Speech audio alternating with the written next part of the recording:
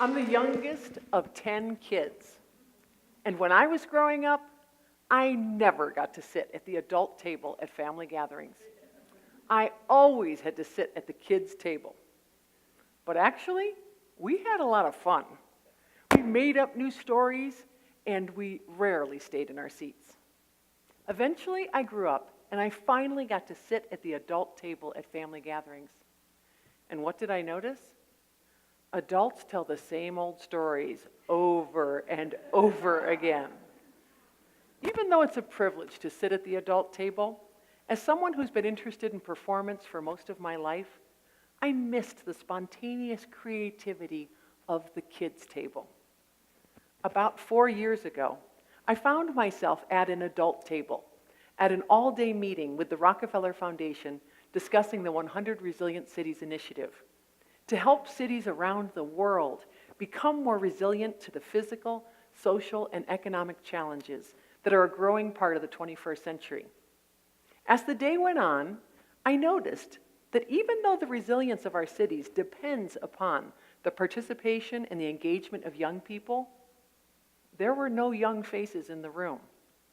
Even though the room was filled with dedicated and creative people committed to change, I missed the insights and the creativity that might have been offered by the kids' table.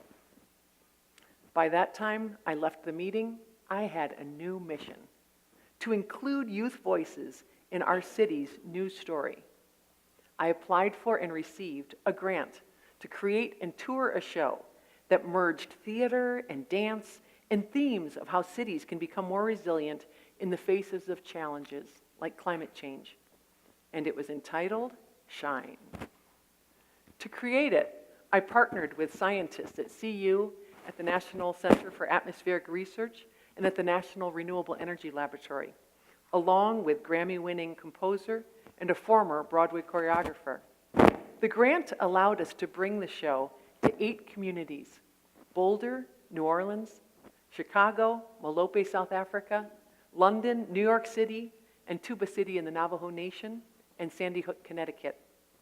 The first part of the performance brought to life the last 300 million years.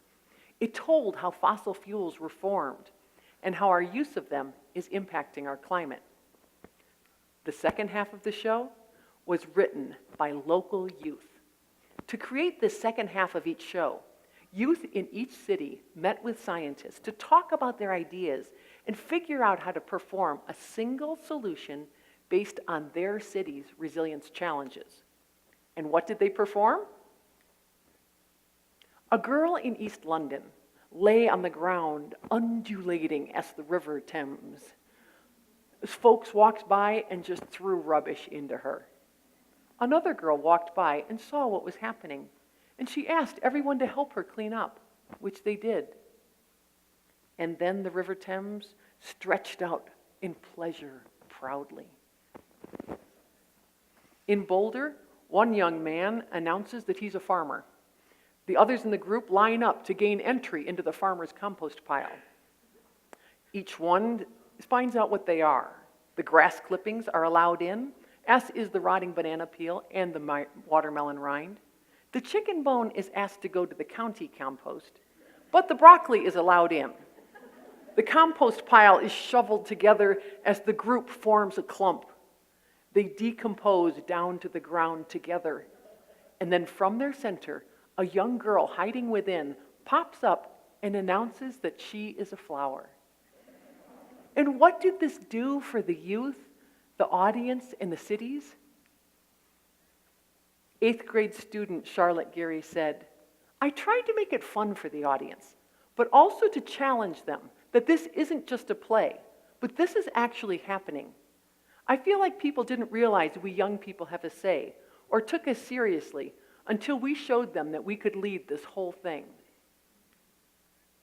After the performance, parent Kathy Dealey shared, "I love how much activism is going towards the youth. While adults are still arguing if global warming really exists, the kids are more than ready to take the baton and run with it. This makes me feel much more optimistic."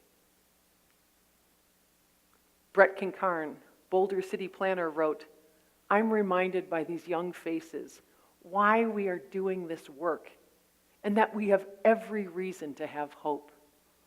When we come together around our most cherished values, love of place, family, community, and our natural world, we have what we need to transform our situation. Our use of fossil fuels is changing our climate, and those who did the least to cause it are being impacted by it the most.